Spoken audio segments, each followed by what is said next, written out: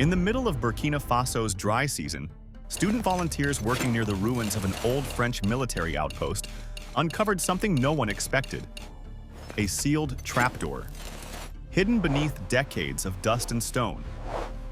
What lay below would change everything.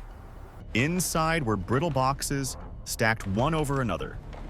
More than 200 handwritten letters, all written between 1943 and 1961. They were written by African soldiers who fought under the French flag during World War II in Burkina Faso and Algeria. Not one of those letters had ever been delivered. They were meant for mothers, for wives, for sons who grew up without ever hearing their father's name spoken again. These men fought in Europe's wars, but vanished from its memory. When President Ibrahim Traoré was informed, he didn't call a press conference. He flew quietly to the site. He read the letters in silence for hours. Then he said just one sentence: "If their words were once too dangerous to be heard, the world needs to hear them now."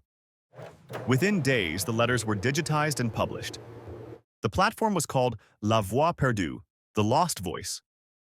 They were translated into French, Moor, Dioula, and English. And then something unexpected happened. In France, citizens began recognizing names. Grandparents recalled half-told stories. Families started asking questions buried for generations. History didn't push back. It responded.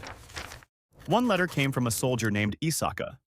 He wrote of freezing nights in Alsace, wondering if his village still existed. Another, Boubaca, described treating wounded comrades in Algeria, only to be barred from the officer's tent because of his skin. One letter, unsigned, read, "I died as a soldier, but not as a citizen." These words had waited decades to arrive. France's official response was cautious. Statements spoke of archival reviews and historical complexity. But online, the reaction exploded. French grandchildren shared images of letters with captions like, "This man saved my grandfather. Why were we never taught his name?" Traoré remained silent. No interviews, no accusations.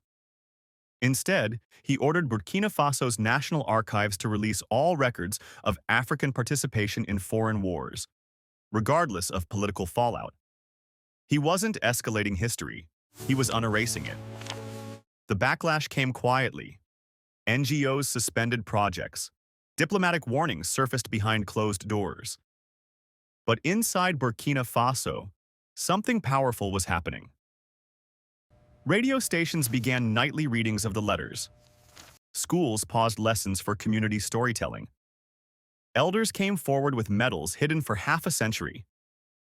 Then came the moment no one expected. An 83-year-old woman in Marseille contacted a Burkina journalist. She had found a letter among her father's belongings, unopened. Inside was a photograph. An African soldier standing beside a French child.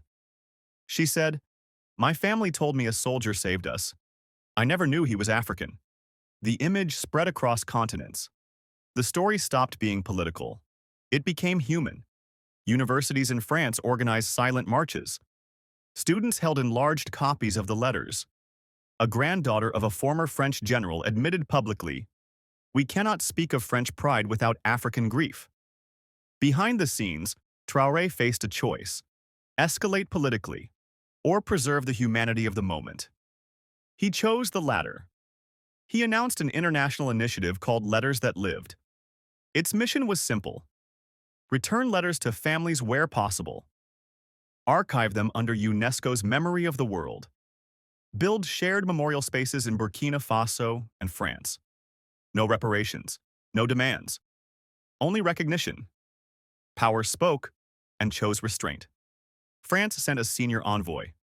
No cameras, no statements, just one handwritten note. "We are listening." More connections followed. Historians uncovered missing regiments. Veterans admitted records had been deliberately erased. But the most powerful moment came in Normandy. Young Burkina students stood before unmarked graves. They read the letters aloud. One whispered, "You were not forgotten. We just hadn't been born yet."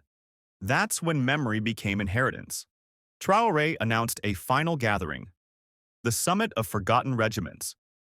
No flags, no state speeches, only names, letters, and voices, held at the very site where the letters were discovered. Traoré walked in alone. No motorcade, no guards. In his hands were 3 letters from soldiers who never returned home. He read them as one speaks to family. I fought in your war.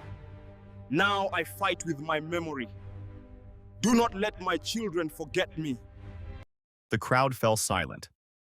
Then a French woman stepped forward, holding a photograph of a soldier beside her father. She said, "We never knew his name. Now his story is ours." Traoré embraced her. No speech followed. None was needed. This wasn't reconciliation by force. It was recognition by truth. The summit ended without declarations. But its echoes spread. French universities built digital memorials. African families reclaimed long-silenced names. Classrooms replaced dates with faces. One teacher said, "Before, we taught history. Now, we teach names." Traoré never called it justice. He never claimed victory. He simply reminded the world of something deeper. Some debts aren't paid with money. They are paid by listening and by never forgetting again. Because remembrance is not weakness. It is resistance, without rage. And sometimes the strongest leadership isn't found in commands, but in the courage to let the forgotten speak at last. If these voices mattered to you, help keep them alive. Like this video. Subscribe for stories history tried to silence.